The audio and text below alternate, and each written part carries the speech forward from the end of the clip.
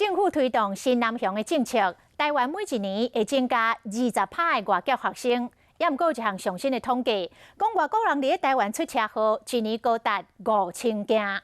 都有新住民来台湾生活10多年啊，也是毋敢开车骑机车。 台湾机车的密度非常高，这款景象让真侪外国人拢会惊惊。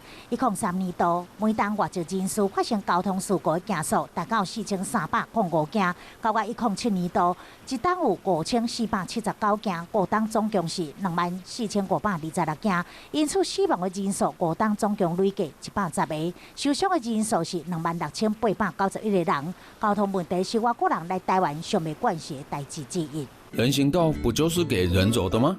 突然间有车子从我前面冲过去，还差几公分就撞到我。想要开车上路更加困难。